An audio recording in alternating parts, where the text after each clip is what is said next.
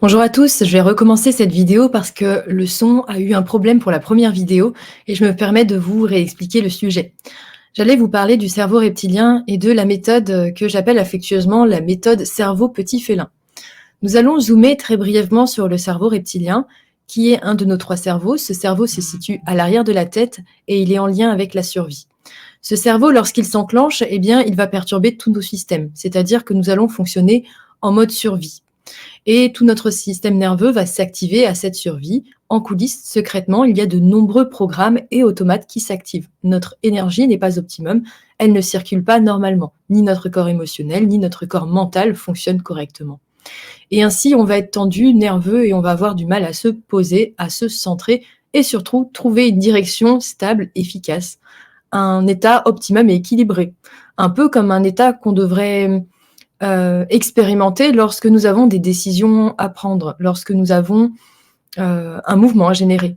Très souvent, cette survie, elle est enclenchée parce que pour un rien, nous allons nous mettre au travail et parce que nous avons peur de décevoir ou de ne pas réussir, nous allons secrètement activer ce cerveau reptilien et donc nous mettre en survie. Ce qui fait qu'on va subir les programmes contrôlants qui sont inscrits dans nos systèmes.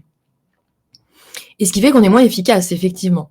Même si on fait quelque chose que l'on apprécie, il se peut que la survie soit enclenchée parce que ces peurs inconscientes manifestent cette survie-là et le cerveau reptilien, lui, est aux commandes. Ce cerveau reptilien, souvent, on a l'habitude de lutter contre. Mais si on étudie un petit peu ce cerveau, eh bien, effectivement, il est très fort parce qu'à partir du moment où la survie est enclenchée, il est très dur de lutter contre. On est prévu, on est conçu comme ça pour que la survie prime lorsqu'elle est activée. L'ennui, c'est que nous, humains, la survie s'active pour un oui ou pour un non. Si on étudie ce cerveau reptilien, on voit que c'est un cerveau mammifère. Et donc, il fonctionne comme un petit mammifère. Ainsi, il y a un petit mammifère à l'intérieur de nous. Pourquoi est-ce que je vous ai montré une photo de chat? Pourquoi est-ce que j'appelle la méthode petit félin et pas la méthode petit chien? Eh bien, je me suis intéressée à ces animaux et c'est vrai que le chat en particulier, plutôt que le chien, a un instinct quand même encore préservé, un instinct mammifère. Cet instinct mammifère, il s'enclenche et puis on peut le voir, ils sont dans des modes un peu délire des fois. Ils ont aussi, quand ils ont une peur ou un stress, on ne peut pas le raisonner, cet animal. C'est-à-dire qu'il va avoir des réflexes assez instinctifs comme griffer, cracher, se cacher, voire des comportements agressifs et il est très dur de lutter contre. Il y a besoin que cet animal revienne à la raison et à un état équilibré et optimum pour lui. Alors qu'est-ce qu'on fait? Est-ce qu'on lutte contre? Est-ce qu'on lui crie dessus? Eh bien, le meilleur moyen, c'est de lui parler avec une voix douce, calme, et de générer un environnement sécurisant et apaisant. Et quand je dis générer un environnement sécurisant et apaisant, on commence à savoir que la fréquence que l'on émet a sa grande importance, surtout envers les animaux qui captent tout. Ainsi, on va nous-mêmes incarner la paix pour aider ce petit animal. Comment faire pour incarner la paix avec le cerveau reptilien? Si on compare le cerveau reptilien avec un petit félin, comment est-ce qu'on va incarner la paix puisque en cet instant, tout le système est en survie? Eh bien, je vous propose d'expérimenter cette méthode en cet instant. Je vous invite à prendre une position confortable, il y en a pour 1 minute. Vous allez juste fermer les yeux et observer l'état global de votre corps. Puis ressentir la zone à l'arrière de la tête, le fameux cerveau reptilien. Il n'y a pas forcément de sensation particulière. On attire tout simplement votre attention à cet endroit.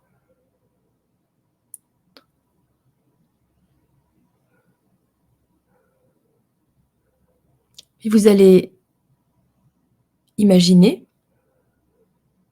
qu'il y a un petit mammifère en cet endroit. Que cette zone du cerveau est un petit mammifère blanc, touffu, tout mignon comme un petit chaton, qui est en boule, la tête cachée.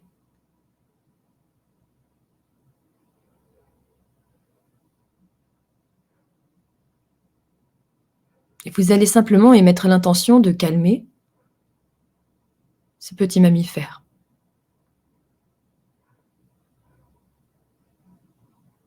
Ressentez cela, ressentez ce qui se passe. Votre simple intention suffit, mais vous pouvez visualiser que vous le caressez.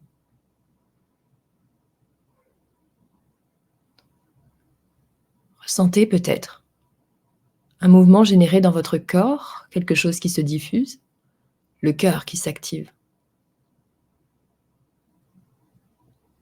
Secrètement, ce qui s'est passé, c'est que nous avons généré une fréquence depuis le cœur. À l'aide de cette intention, à l'aide de notre imagination, en prenant conscience de ce qu'est vraiment le cerveau reptilien, un petit mammifère, parce que c'est ce qu'il est, nous avons pu activer cette pompe, cette fréquence issue du cœur. Une fréquence qui crée un espace de bienveillance. Ce que l'on sécrète secrètement quand on apporte une attention particulière à un animal. Ressentez cela.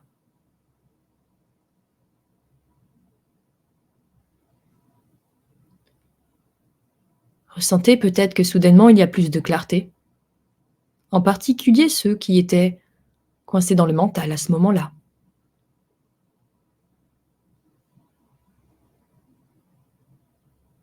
Certains peut-être ont des peurs, des appréhensions, des zones de résistance, car ils n'ont pas l'habitude que ce centre de survie lâche.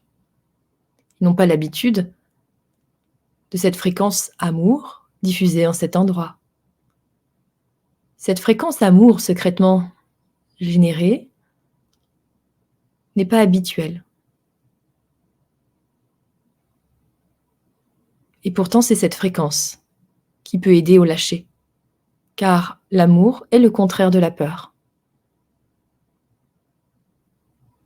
Accueillez les résistances s'il y en a. Pour les autres, soyez attentifs à ce qui se diffuse en cet endroit.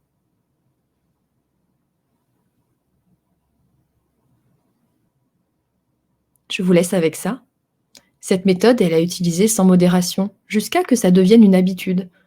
Là, on peut voir que notre réalité, quelque part, elle s'éclaircit, parce que tout simplement, quand l'énergie mobilisée au niveau du cerveau reptilien lâche, donc le chaton redevient dans un état optimum, le petit mammifère si vous préférez, quand cette énergie lâche, eh bien notre paradigme et notre réalité, la fréquence d'observation de notre réalité change, donc tout de suite ça devient plus lumineux.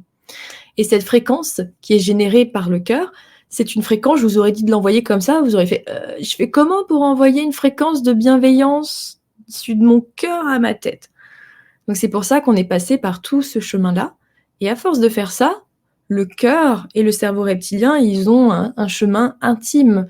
Ils ont un canal très fort, soudé entre les deux. Ce qui fait que le cœur va pouvoir plus facilement réguler cet aspect de survie qui, pour beaucoup, était trop souvent enclenché. Je vous dis à tout bientôt pour d'autres capsules.